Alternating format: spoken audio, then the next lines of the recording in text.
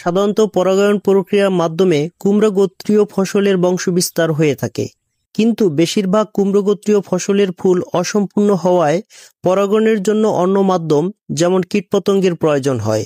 পরাগায়ন ঠিকমতো না হলে ফল শুকিয়ে পচে বা ঝরে গিয়ে প্রায় 95% ফলন কমে যেতে পারে।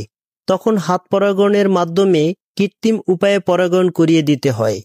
এজন্য কুমড়া গোত্রীয় ফুল কখন ফোটে এবং হাত পরাগায়ন কখন করতে হয় সে বিষয়ে আমাদের জানা প্রয়োজন। কুমড়ো গোত্রীয় ফসলের ফুল সকাল 11টা থেকে ফুটতে শুরু করে এবং বিকেল 4টা থেকে রাত 8টার মধ্যে সম্পূর্ণ ফুল প্রস্ফুটিত হয়। পরাগধানী সকাল 11টা থেকে 2টার মধ্যে পরাগরেণু উন্মুক্ত করে। লাউ ফুল ফোটার পর অল্প সময় খোলা থাকে, ফলে লাউয়ের পরাগায়ন বিকেল 4টা থেকে সন্ধ্যা 7টার মধ্যে করতে হবে। প্রতিদিন ভোরে সদ্য ফোটা পুরুষ ফুল ছিঁড়ে পুংরেণু সমৃদ্ধ পুংকেশর রেখে পাপড়িগুলো ছিঁড়ে ফেলতে হয়। এরপর পুংরেণু স্ত্রী ফুলের গর্ভমুণ্ডে হালকাভাবে সামান্য একটু ঘষে দিতে হয়। এতে স্ত্রী ফুল নিষিক্ত হয়ে ফল ধরে। একটি পুরুষ ফুলের পুংকেশর দিয়ে 5 থেকে 6টি স্ত্রী ফুলের গর্ভমুণ্ডে পরাগায়ন করা যায়। এজন্য একটি লাউয়ের মাচায় শতকরা 10টি পুরুষ ফুল রাখতে হয়।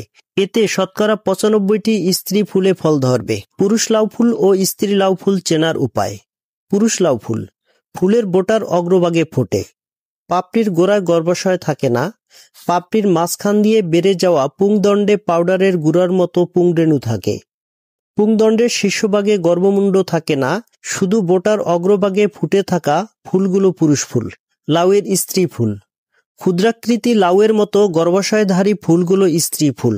গর্ভাশয়ের ওপর থেকে পাপড়ি থাকবে, পুংদণ্ড থাকবে না।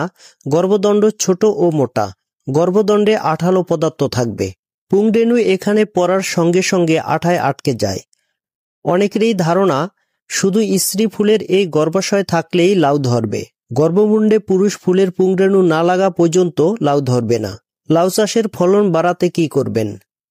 গর্ভাশয় ঝরে পড়াকে অনেকে মনে করেন কচি লাউ ঝরে পড়ে। আসলে সেসব স্ত্রী ফুল পুংরেণু দ্বারা নিষিক্ত হয় না, সেগুলো ঝরে পড়ে। এজন্য কৃত্রিম পরাগায়ন করাতে হবে। এরপর ঝরে পড়লে গাছের গোড়ায় নিয়মিত পানি দিতে হবে। গাছ প্রতি 50 গ্রাম করে টিএসপি ও এমওপি সার গাছের গোড়া থেকে 6 ইঞ্চি দূর দিয়ে মাটির সঙ্গে মিশিয়ে দিতে হবে।